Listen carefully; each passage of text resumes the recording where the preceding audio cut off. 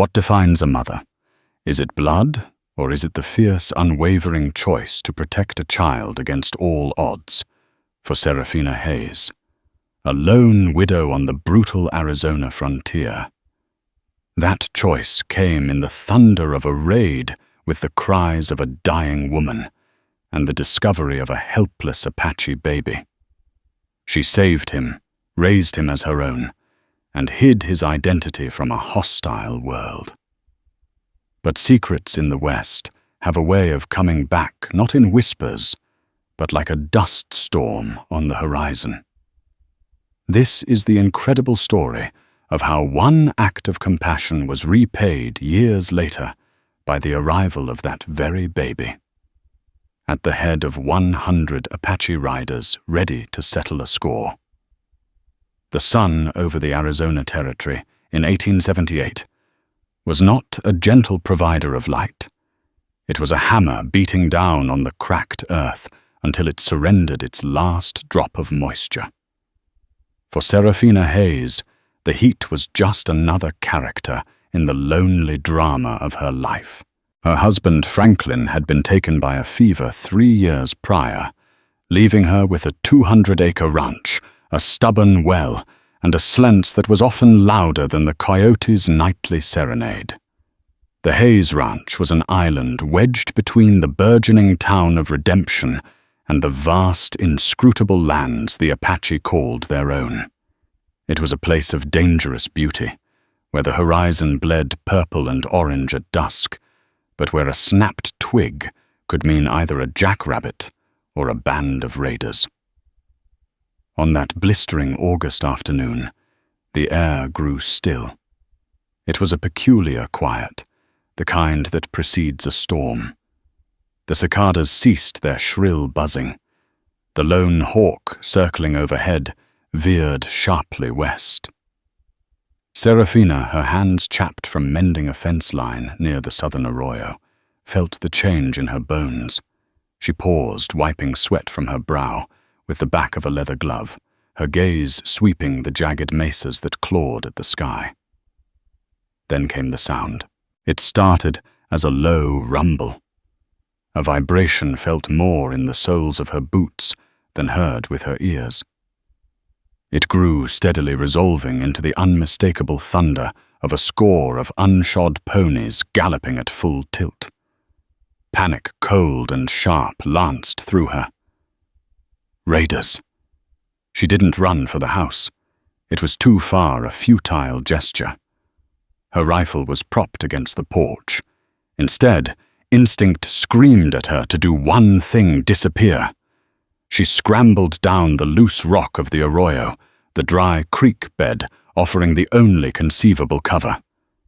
She pressed herself against the sun-baked clay wall, her heart a frantic drum against her ribs. She pulled her faded blue bandana over her nose and mouth, trying to control her ragged breaths. The riders swept over the rise, a whirlwind of dust, sinew, and steel. They were Chiricahua Apache, their faces grim masks of fury, their movements economical and deadly. This wasn't a casual raid for cattle. This was a spear of vengeance, though for what offense Serafina couldn't guess. The causes and effects of violence in this land were a tangled, bloody knot. She heard the splintering of wood as they descended upon her small homestead. Shouts in a language she didn't understand, but whose intent was terrifyingly clear. The panicked lowing of her few cattle, then silence. A gunshot. Another. She squeezed her eyes shut, praying they wouldn't think to search the arroyo. The ordeal felt like an eternity, a lifetime lived in the space of 10 minutes. The sounds of destruction eventually faded, replaced once more by the thunder of departing hooves receding to the east. Silence returned heavier and more menacing than before. Serafina waited, counting to 500, her body rigid with fear. When she finally found the courage to peek over the edge of the arroyo, the sight stole the air from her lungs. Her small barn was ablaze, a column of greasy black smoke polluting the perfect blue sky. The door to her cabin hung from a single hinge. Her cattle were gone. Grief and rage warred within her, but it was a different sound that now pricked her ears. Not a shout, not a gunshot, but a thin, wavering cry. It was faint, nearly lost in the crackle of the burning barn. Driven by a desperate curiosity that overrode her fear, she climbed out of the gully and began to walk cautiously toward the source. The cry came again, stronger this time. It wasn't from her cabin. It was from a cluster of mesquite bushes near the ravaged fence line. She pushed aside the thorny branches, her rifle forgotten, her mind numb. There, lying on a blanket of rich woven patterns, was a cradle board, and inside the intricately beaded carrier, a baby. Its face was smeared with dust and tears, its dark eyes wide with confusion and fear. It couldn't have been more than a few months old. The infant wore a tiny leather shirt, and around its neck was a single strand of sinew, holding a polished turquoise stone. Serafina scanned the area. A few feet away, half hidden by the scrub, lay the reason the baby had been left behind. A young Apache woman, her lifeblood staining the thirsty ground around her. She must have been struck by a stray bullet in the chaos, perhaps from her own side, or maybe a shot fired from the town's direction in a futile response. Her eyes were open, staring sightlessly at the indifferent sun. In her hand, she still clutched a small leather pouch. Serafina knelt her knees, sinking into the blood-soaked dirt. The baby began to wail in earnest now, a raw, primal scream of abandonment. She looked from the dead mother to the living child. Every instinct of survival, every lesson the frontier had taught her, screamed at her to leave it. Taking this child was not just a risk. It was a death sentence. If the Apache discovered she had it, they would assume she'd stolen it. If the townsfolk in Redemption found out, they would call her an accomplice, a traitor. They would form a mob convinced she was harboring the enemy. She reached out a trembling hand and touched the baby's cheek. It was so soft. The wailing subsided into a hiccuping whimper. The baby's tiny hand uncurled its fingers instinctively, trying to grasp hers. In that moment, Serafina didn't see an Apache. She didn't see an enemy or a complication. She saw a child, orphaned in a storm of violence, just as she had been left alone by a storm of disease. Franklin was gone. Her home was a wreck. Her future was a blank, terrifying page. But here in the dust and death was a life, a tiny, helpless life. Her heart made a choice her head couldn't fathom. She gently lifted the cradle board. The baby quieted its dark eyes, locking on to hers. Before she turned to leave, she noticed the pouch in the dead woman's hand. Prying the stiff fingers open, she found it contained dried herbs and a single perfectly formed eagle feather. It was a blessing, a prayer for the child.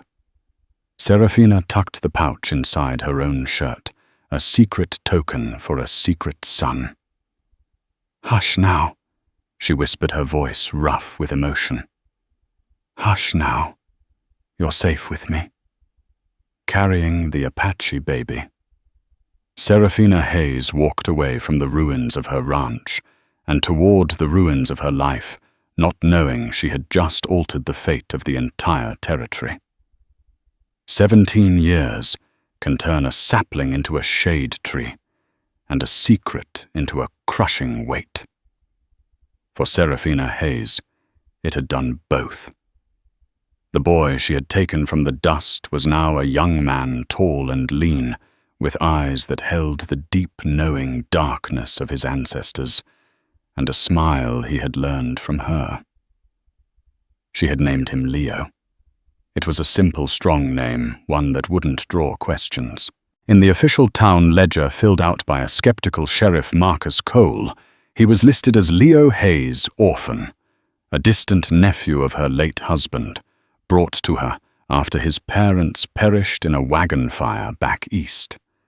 It was a thin story, but in the West, people were often more interested in a person's present grit than their murky past. Life had been hard, but they had rebuilt. Serafina, with a resilience that astonished her neighbors, had managed the ranch alone. With Leo's help, as he grew, it even began to thrive. He had a preternatural gift with horses and a quiet way of understanding the land that felt deeper than anything she could teach him. He was a good son, devoted and hard-working. But their life was built on a foundation of unspoken truths. She never told him the full story of his rescue. He knew he was adopted, that his parents were gone. She'd framed it as a tragedy she had stumbled upon. But the word Apache was never spoken between them. She kept the cradle board hidden in the attic, wrapped in oilcloth, alongside the small leather pouch with the eagle feather and turquoise stone. They were his heritage, a birthright she was too terrified to give him. The town of Redemption had grown its dusty main street, now boasting a bank, a proper hotel, and the ever-present influence of a man named Bartholomew Bart Corbin. Corbin was a cattle baron of immense wealth and ambition, a man who saw the territory not as a home, but as a treasure chest to be plundered. He had a politician's smile, a predator's eyes, and a covetous gaze that had long been fixed on Serafina's land. The Hayes Ranch possessed the one thing Corbin's vast holdings lacked: the deep and reliable Sweetwater Spring, which flowed even in the driest seasons. Corbin's initial offers had been polite delivered over the rim of a whiskey glass in Sheriff Cole's office. A lone woman like you, Mrs. Hayes, shouldn't have to struggle so. I'll give you a fair price, more than fair. Serafina had always refused politely, but firmly. My husband and I built that place, Mr. Corbin.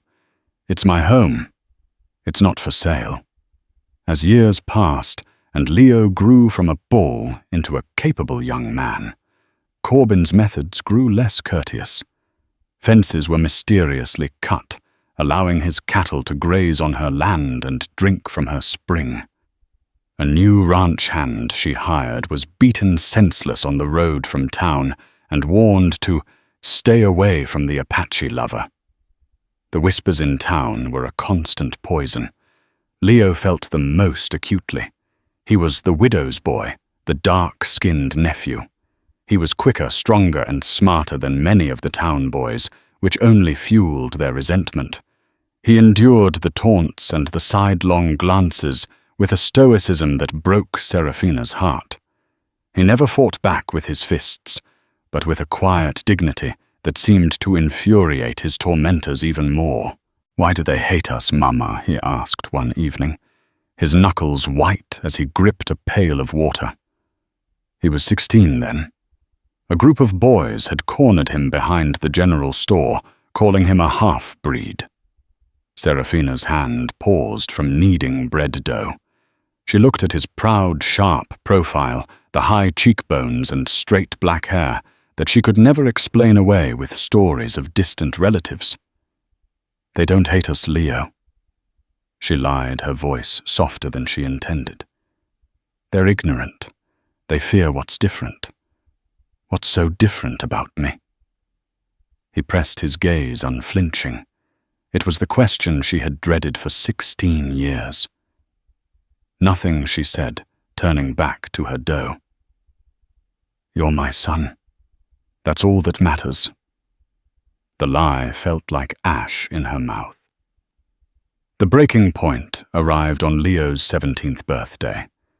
Bart Corbin, having failed to intimidate Serafina, decided on a new, more public tactic. He rode out to the ranch, flanked by 2 of his thuggish foremen. Serafina he boomed, not dismounting his large frame, casting a long shadow over her porch. "I'm here to make my final offer. $10 an acre. Take it, or I'll have the bank foreclose. I happen to know your mortgage is coming due. The mortgage is paid through the end of the year." "But, and you know it," Serafina retorted, her hand resting on the stock of the old rifle she kept by the door. Corbin's eyes slid past her to Leo, who stood just behind her, his face a stony mask. A cruel smirk played on Corbin's lips. "Maybe we should discuss the real value of this land," Corbin said, his voice dripping with insinuation. "A fine piece of property for a fine, upstanding citizen. Not for someone harboring secrets. The folks in town are getting mighty curious about your boy, Serafina.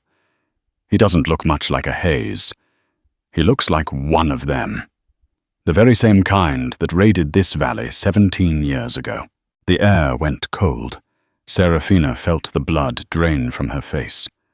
Leo took a half step forward, his body rigid. "You get off our land, Mr. Corbin." Leo said, his voice a low growl Serafina had never heard before. Corbin laughed, a harsh, grating sound. "Your land, boy. You don't have any land. You don't even have a name. You're nothing but a savage whelp," she picked up out of the dirt. It was a guess, a shot in the dark, but it hit its mark with devastating accuracy. Serafina saw the flicker of confusion and then dawning horror in Leo's eyes. Before she could speak, before she could shield him, the damage was done. "Get out," Serafina said, her voice shaking with a cold fury. "Get out now, or so help me God. I will put a bullet in your black heart." Corbin held her gaze for a long moment, saw the promise of violence in her eyes, and decided he had accomplished his goal for the day. He tipped his hat with mock politeness. "You'll reconsider, Serafina?" "You'll have to." With a tug on his reins, he and his men wheeled their horses around and rode off, leaving a cloud of dust and shattered peace in their wake. Serafina turned to Leo. The questions he had been asking his whole life were now screaming in his eyes. He was lying. "Mama, wasn't he?" asked, but his voice lacked conviction. She couldn't lie anymore. The weight was too heavy. That night, under the light of a single lantern, she climbed into the attic and brought down the oilcloth bundle. With trembling hands, she unwrapped the cradle board, its beads and quillwork still vibrant. She showed him the leather pouch, the turquoise stone, the eagle feather. She told him everything. The raid, the chaos, his dying mother, the impossible choice she had made in the arroyo. She spoke of her fear, her deception, and her overwhelming love for him. Leo listened in absolute silence, his face unreadable. He traced the patterns on the cradle board, with a finger a touch of connection to a world he never knew. When she finished, the silence in the room was absolute. He didn't rage. He didn't cry. He simply stood up. "All my life," he said, his voice hollow, "I've been a lie." "No," she pleaded, reaching for him. "You are my son." He pulled away gently. "I am your son," he agreed, his eyes meeting hers. "But I am someone else's too, and I don't even know his name." He walked to the door, took his bedroll, a canteen, and the small leather pouch Serafina had given him. "Leo." "Where are you going?" she cried, panic seizing her. "I don't know," he said, not looking back. "To find the part of me that isn't a lie." He stepped out into the night and disappeared into the darkness that had once delivered him to her. Seraphina Hayes was alone again. Her secret finally revealed her son, now lost to the very heritage she had tried to save him from. The silence that descended upon the Hayes ranch after Leo's departure was a tangible thing. It was in the empty chair at the supper table, the unused tools in the barn, the quiet where his low whistle used to be as he worked with the horses. Seraphina felt his absence like a physical wound, a constant dull ache in her chest. For 17 years, her every action had been for him. Now her purpose was gone, vanished into the vast, unknowable wilderness. Bart Corbin did not wait long to press his advantage. With Leo gone, the whispers in redemption grew into open accusations. Mrs. Gable, the postmaster's wife, and the town's chief purveyor of gossip, held court daily at the general store. Can you believe it? 17 years she kept that savage in her house she'd proclaimed to a rapt audience. Right under our noses. No wonder he finally ran off. Blood will out, I always say. Blood will out. The story twisted and grew with each telling. Seraphina was no longer the brave widow who had rebuilt her life. She was a conspirator, a woman of loose morals who had consorted with the enemy. People who had once tipped their hats to her now crossed the street to avoid her gaze. The blacksmith refused to shoe her horse. The general store owner suddenly found his credit lines had tightened up when she came to buy supplies. She was an outcast. Her only ally was Finn O'Connell, the grizzled Irish ranch hand she'd hired a few years back. He was loyal to a fault, having been an outsider himself his whole life. "Pay them no mind, ma'am," he'd say, his face grim as he repaired yet another fence Corbin's men had cut. "They're a pack of jackals emboldened by a lion. Corbin's the real poison in this valley." But Corbin's poison was seeping everywhere. One morning, Seraphina went to the spring to find the water tainted, fouled with the carcass of a diseased calf. It was a cruel, deliberate act designed to cripple her. It took Finn and her a week of back-breaking work to clear the spring and trust its water again.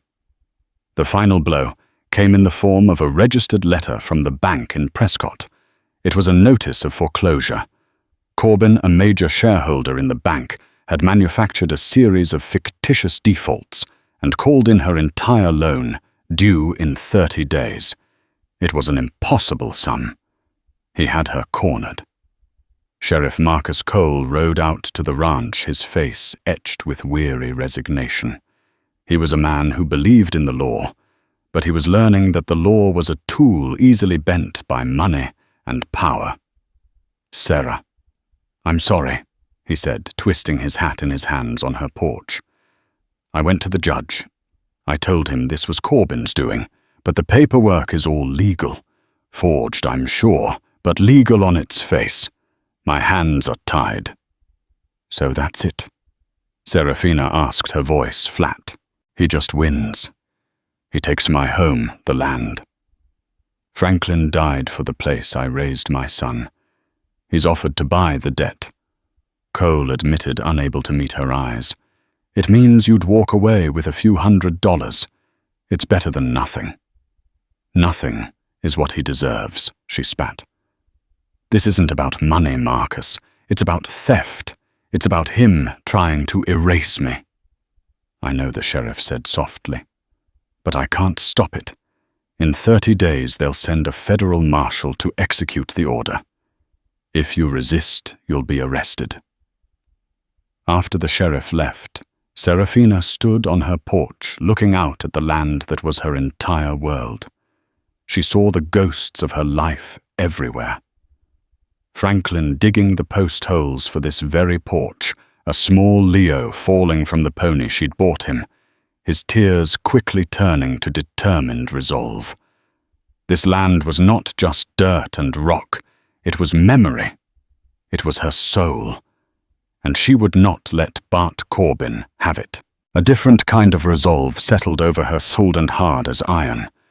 The grief and fear of the past few months burned away, leaving behind a pure, defiant anger. If she was to lose everything, she would not lose it quietly. Over the next few weeks, she and Finn worked not to save the ranch, but to fortify it. They boarded up the back windows. They hauled ammunition and provisions into the cabin. They set up strategic points of cover behind the stone well and the wood pile. Finn, who had served in the British Army before coming to America, showed her how to create cross lanes of fire.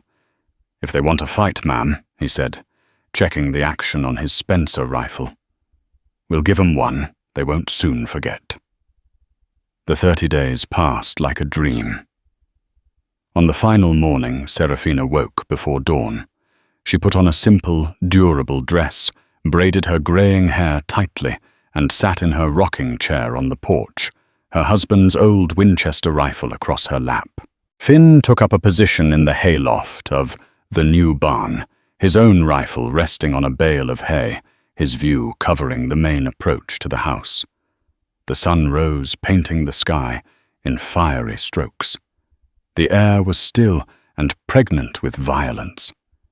Serafina felt no fear, only a strange, profound calm. She had lost her husband. She had lost her son. She would not lose her dignity. Around mid-morning, they appeared on the horizon. A small party of riders. At the lead was Bart Corbin, looking smug and triumphant. Beside him was not a federal marshal, but the town's deputy, a weak-willed man named Peters, who was squarely in Corbin's pocket. Trailing them were 6 of Corbin's most brutal ranch hands, all heavily armed. They intended to take the ranch by force and make it look official. They rode to a halt just out of rifle range. Serafina Corbin's voice boomed across the clearing. "It's over. The property belongs to me now. Come out with your hands empty, and we'll let you and your man live." Serafina didn't answer. She simply raised the Winchester and sighted down the barrel, the cool metal a comforting weight against her cheek. She centered the brass bead on Corbin's chest. Corbin laughed. "Have it your way, you stubborn old crone." He turned to his men. "Burn her out." 2 of the men dismounted, carrying torches they lit from a tinderbox. They began to advance slowly toward the cabin. Serafina's finger tightened on the trigger. Finn's rifle glinted in the sun from the hayloft. This was it, the end of the line. She was a lone woman with one loyal friend against a greedy tyrant and his private army. The odds were impossible. The outcome was certain. She took a deep breath, ready to sell her life dearly. And then she heard it. The same sound from 17 years ago. A low rumble, a vibration in the ground. But this was different. It wasn't the sound of 20 ponies. It was deeper, heavier. It was the sound of a living earthquake. Corbin and his men heard it too. They paused, confusion replacing the arrogance on their faces. They all turned, looking not east but south, toward the jagged peaks of the Chiricahua Mountains. A great cloud of dust was rising against the southern sky, a rolling ochre wave that consumed the horizon. It wasn't a dust devil. It was moving too fast with too much purpose. And as it grew closer, the rumble resolved into the sound of a multitude of hooves, a thunderous, terrifying drumbeat that shook the very air. The dust cloud was a living entity, a force of nature rolling across the plains. For a moment, everyone was frozen. Serafina on her porch, Finn in his loft, Corbin and his men in the clearing. The approaching sound was so immense, so primal, that it seemed to stop time itself. Then out of the top of the swirling dust, the first shapes emerged. The silhouette of a rider on a pony, his hair long and unbound, then another and another. They were not a posse or a cavalry troop. They wore no uniforms. Many were bare-chested, their skin the color of burnished copper. Sunlight glinted off rifle barrels, lance tips, and the grim determination in their eyes. They poured over the low rise, not as a chaotic mob, but as a disciplined, flowing river of men and horses. There were not 20. There were 50, 80, 100 or more. An entire war party of Chiricahua Apache, moving with a silent, terrifying grace that made Corbin's hired guns look like clumsy children. They didn't shout or whoop. The only sound was the percussive thunder of hooves on the hard, packed earth. They fanned out effortlessly, creating a wide, unbreachable crescent that sealed the valley, trapping Corbin and his men between them and Serafina's fortified home. The riders came to a halt, their ponies churning nervously, dust settling around them like a shroud. The sudden silence was more intimidating than the charge had been. Corbin's face had gone from smug to shocked to ashen white. His men looked at each other, their bravado evaporating in the face of this overwhelming, unexpected force. The Deputy Peters seemed ready to faint. From the center of the Apache line, one rider walked his horse forward. He was young, no older than Leo would have been. He carried himself with an authority that belied his years. He wore simple buckskin leggings, but a chief's single eagle feather was tied in his long black hair. A beautifully crafted rifle rested in the crook of his arm. But it wasn't his authority or his weapon that made Serafina's heart stop. It was his face, the sharp line of his jaw, the high cheekbones, the intense dark eyes that missed nothing. It was Leo, but it wasn't. The boy who had left in confusion and shame was gone. In his place was a man who knew exactly who he was. He stopped his horse 20 yards from Corbin. His eyes swept past the cattle baron, past the terrified gunmen, and settled on the woman on the porch. He looked at Serafina, and for a fleeting second she saw a flicker of the boy she had raised. Then his gaze hardened, turning back to Corbin. "This land is under my protection," he announced. His voice was deeper than she remembered, clear and carrying in the tense air. He spoke perfect English, without a trace of an accent, which seemed to unnerve Corbin even more. Corbin, sputtering, found his voice. "Who in the hell are you?" The rider's lips curled in a slight, humorless smile. "My mother called me Leo. My people call me Nantan." Nantan, the Apache word for leader, for chief.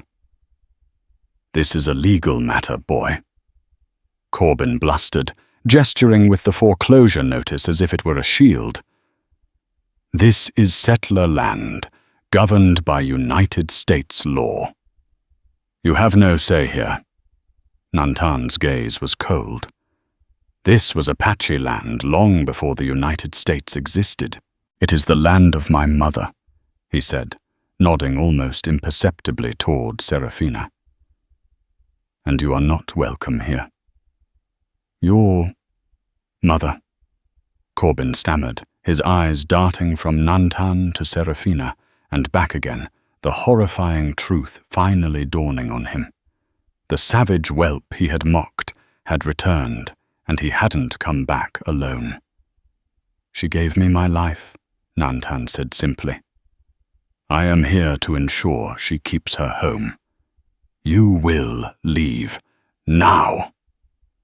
One of Corbin's men, a foolhardy brute named Hank, decided his fear was less than his pride. "We ain't taking orders from no redskin," he yelled and began to raise his rifle. He never finished the motion. An arrow, a black streak almost too fast to see, materialized from the Apache line and buried itself deep in the stock of Hank's rifle, splitting the wood and tearing the weapon from his grasp. Hank stared at his splintered, empty hands in disbelief. Every warrior in the crescent now had a weapon aimed.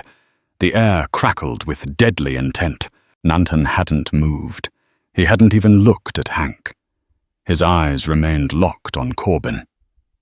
"I will not ask again," Nantan said, his voice dropping to a low, dangerous register. "The woman who lives here rescued a child from death. She raised him when his own people could not. For this she has the honor and protection of the Chiricahua. Anyone who harms her or her property harms us. You have brought armed men to threaten an honored woman. This is a great insult." He paused, letting the weight of his words sink in. "By our laws, we could take your lives for this insult. By your laws, you are trespassing and menacing a landowner.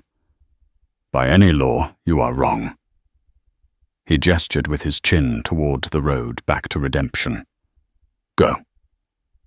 And do not return. The next time you come to this valley, you will be met with more than just a warning." Corbin stared at the 100 silent riders, at the arrow quivering in his man's rifle stock, at the unyielding face of the young chief. He saw no room for negotiation, no weakness to exploit. He saw only his own death. Defeated and utterly humiliated, he wrenched his horse's head around. "Let's go!" he snarled at his men. Without another word, they galloped away, a disorderly retreat of shame and fear. The Deputy Peters was the fastest of them all. The valley was quiet again, save for the soft snorting of the ponies and the whisper of the wind. Nantan watched until Corbin's party was nothing but a speck of dust in the distance. Then and only then did he turn his horse and ride slowly toward the porch.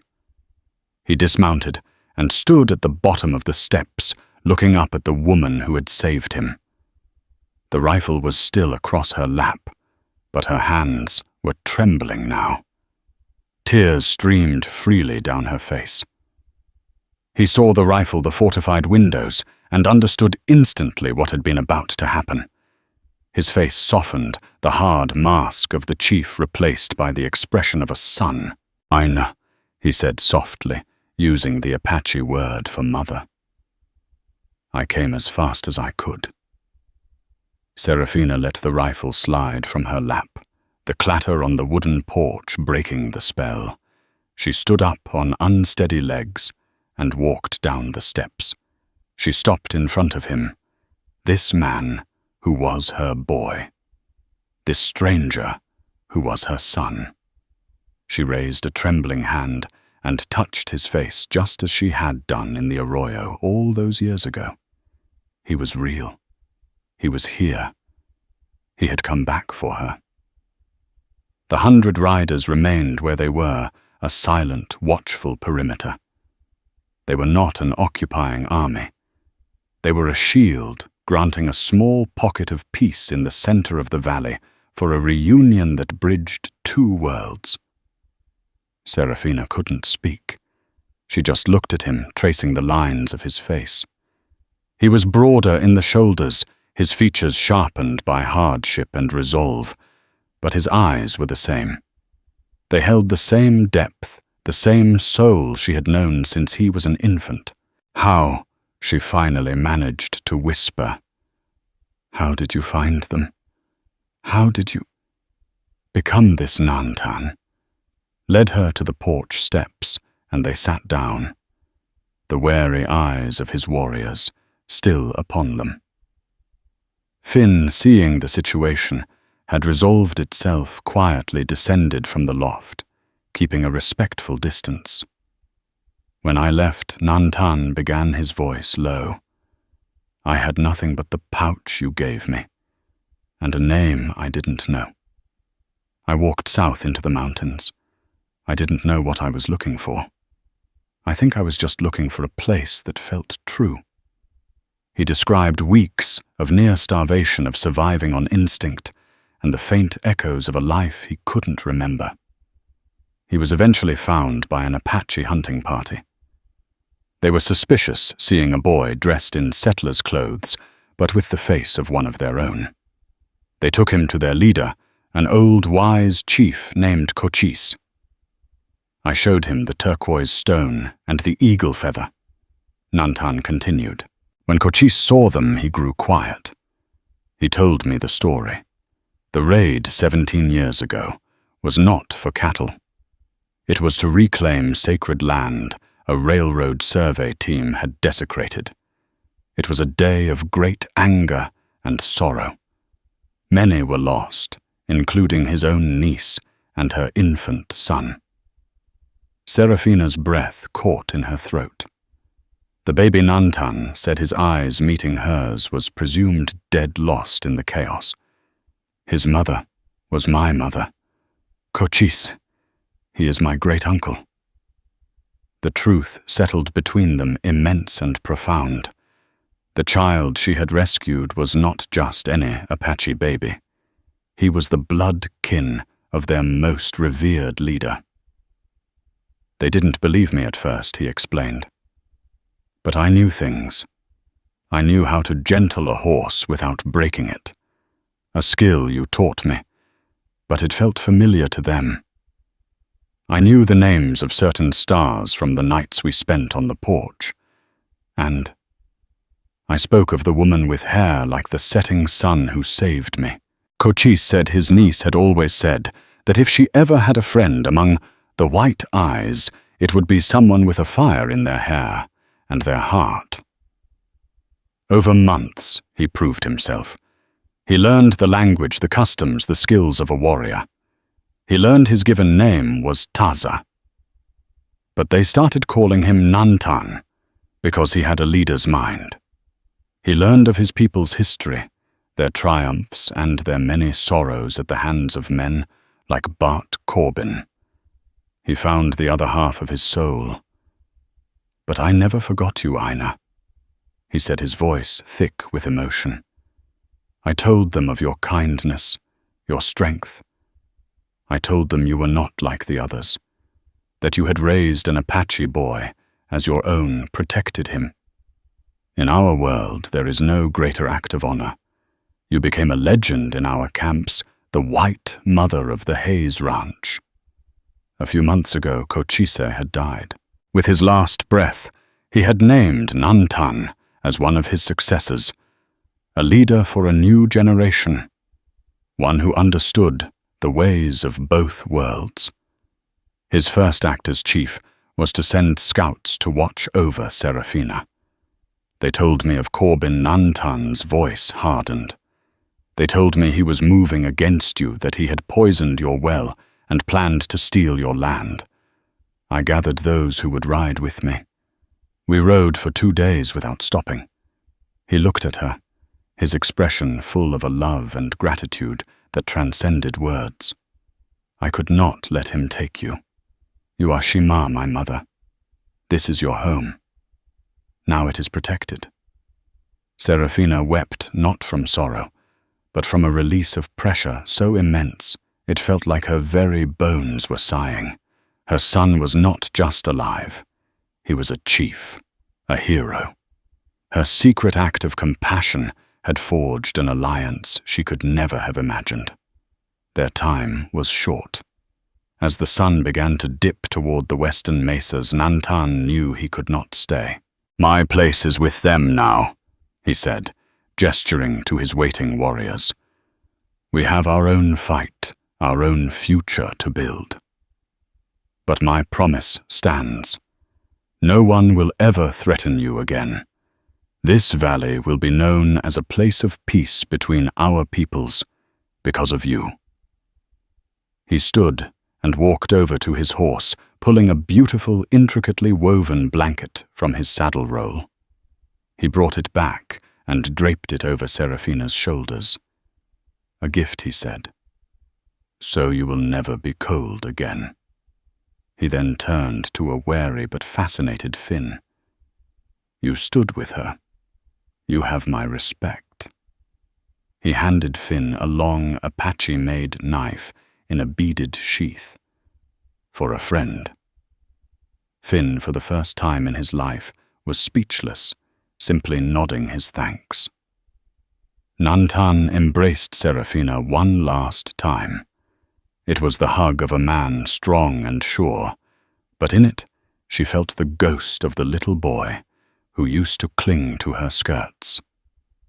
"Live a long and peaceful life, Aina," he whispered. He swung onto his horse with fluid grace, raised a hand in a final salute, and then rejoined his warriors. As one, the 100 riders turned their ponies south. They didn't vanish in a cloud of dust this time. They moved like a slow, majestic tide, receding back into the wilderness that was their home, leaving behind a profound and unbreakable silence. Serafina stood on the porch, the chief's blanket around her shoulders, and watched until the last rider disappeared over the horizon. She was alone on her ranch once more, but she was not lonely. She had lost a son, but she had gained a guardian.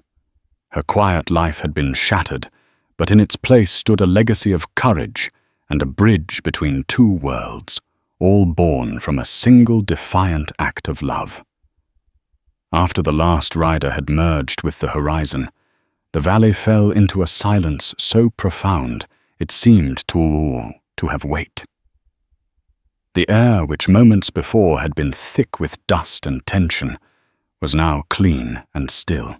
Serafina stood clutching the chief's blanket, its intricate patterns a warm, tangible link to the impossible event that had just transpired. Beside her, Finn O'Connell held the Apache knife, turning it over and over in his calloused hands, as if trying to understand its language. "Well, ma'am." Finn finally broke the quiet, his voice raspy with awe. "I've seen a thing or two in my time, but I have never seen a reckoning delivered so damn politely." A watery smile touched Serafina's lips. A reckoning. That's what it was. Not just for Corbin, but for the whole town, for the years of whispers and suspicion. She looked at the fortified house, the boarded windows, the rifle lying on the porch. They were relics of a battle she had been prepared to lose. Now they seemed foolish, like a child's barricade against a tidal wave that had chosen to part around her. "We should take these boards down." "Finn," she said, her voice steady. "There's no need for them anymore." The next day, Serafina made a decision. She would go into redemption. "Ma'am, I don't think that's wise," Finn argued, his brow furrowed with concern. "Let the dust settle, as they say. Corbin may be licking his wounds, but he's a venomous snake. The town, they won't know how to act. That's exactly why I have to go, Finn," she replied, her resolve firm. "I have spent 17 years hiding, 17 years afraid of what people thought. Yesterday my son rode 100 miles to tell me I didn't have to be afraid anymore. I will not dishonor his gift by cowering on my own land." She did not dress in her plainest frock, the one she wore to be invisible. She chose a good dress, one of respectable blue cotton, and over her shoulders she draped Nantan's blanket. It was a bold, deliberate choice. It was not a trophy. It was a statement of identity. It was her son's protection, made visible a banner of her unique and unassailable new status. When she rode her wagon into Redemption's main street, the effect was immediate. A hush fell over the town. The clang of the blacksmith's hammer ceased. Men talking on the boardwalk trailed off mid-sentence. Faces appeared in windows. It was the same reaction a hawk gets when it circles over a chicken yard. But the stares were different now. The open scorn was gone, replaced by a potent cocktail of fear, awe, and grudging respect. They weren't looking at the Apache lover anymore. They were looking at the woman who had been publicly claimed and defended by 100 Chiricahua warriors. Mrs. Gable, who had been holding court on the steps of the post office, froze with her mouth agape before scurrying back inside, slamming the door behind her. Serafina ignored them all. She tied her horse to the hitching post outside the sheriff's office and walked inside the blanket flowing behind her like a royal cloak. Sheriff Marcus Cole was at his desk. Bart Corbin was standing before him, his face purple with rage, his expensive suit rumpled. He was in the middle of a tirade. An act of war, I tell you, 100 of them, threatening a law-abiding citizen on his own property. You should be forming a posse. Marcus not sitting here shuffling papers. We should ride out there and... He stopped abruptly when he saw Serafina. If looks could kill, she would have fallen dead on the spot. You, he snarled. This is your fault. You brought this plague upon us. Serafina met his gaze without flinching. The only plague in this valley, Bart, is your greed. You came to my home with armed men to enforce a fraudulent foreclosure. You were the one who broke the law. Fraudulent, Corbin scoffed, turning to the sheriff. I have the bank documents right here. It's all legal. Sheriff Cole, who for years had been forced to bow to Corbin's influence, now looked at the man with cold clarity. The fear Corbin had always wielded was gone, replaced by the much greater fear of the force that now stood behind Serafina Hayes. Shut up, Bart. Cole said, his voice quiet but laced with steel. Corbin stared stunned into silence. The sheriff had never spoken to him that way. I took the liberty of telegraphing the territorial marshal this morning. Cole continued, steepling his fingers. I told him about your long campaign of harassment against Mrs. Hayes. I told him about the fences, the tainted well, and the suspicious foreclosure notice from a bank in which you are the primary shareholder. And I told him that your actions yesterday nearly started a war that would have seen this entire town burned to the ground. The sheriff stood up, his presence suddenly filling the small office. The marshal is very interested. He agrees that a full investigation into your business practices is warranted, starting with how you acquired the old Miller Ranch after their boy had that unfortunate accident. The color drained from Corbin's face. The bluster and rage were replaced by the clammy sweat of pure panic. His power in redemption was built on a carefully constructed facade of legitimacy and intimidation. In the space of 24 hours, Nantan had shattered the intimidation, and now Sheriff Cole was tearing down the legitimacy. You can't, Corbin stammered. I have friends. Your friends won't want to be standing anywhere near you when the federal government starts looking into this, Cole said flatly. He jerked a thumb toward the door.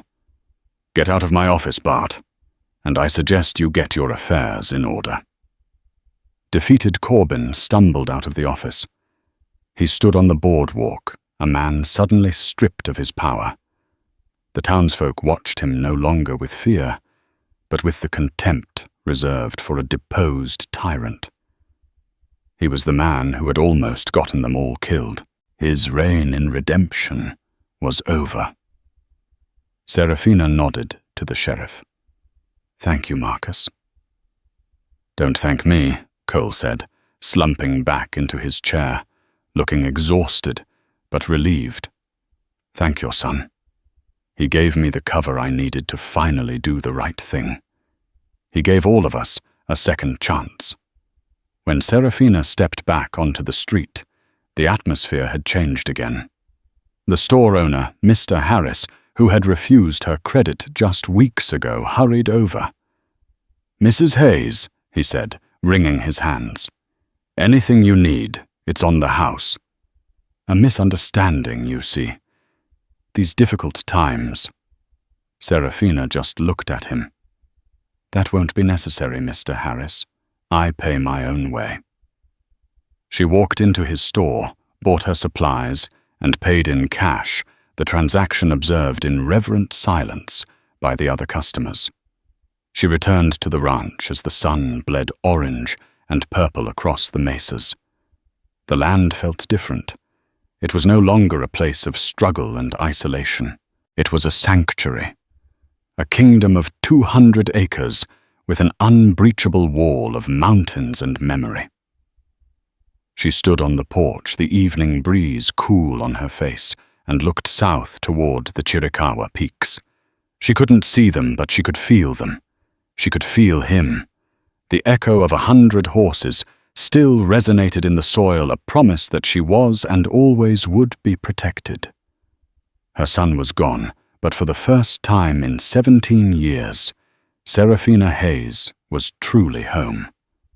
Serafina Hayes lived out her days on the Hayes Ranch, never again bothered by Bart Corbin or any other man with greed in his heart. The story of the widow protected by an Apache chief became a legend in the territory, a stark reminder that courage and compassion could be more powerful than any rifle or forged deed.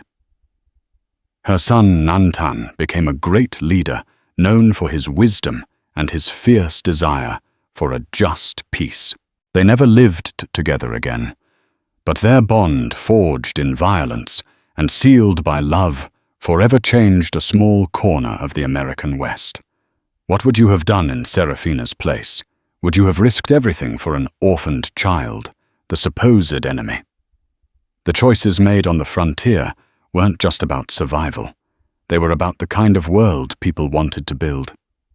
If this story of incredible bravery and the unbreakable bond of a mother's love moved you, please give this video a like and share it with someone who appreciates tales of the real Wild West.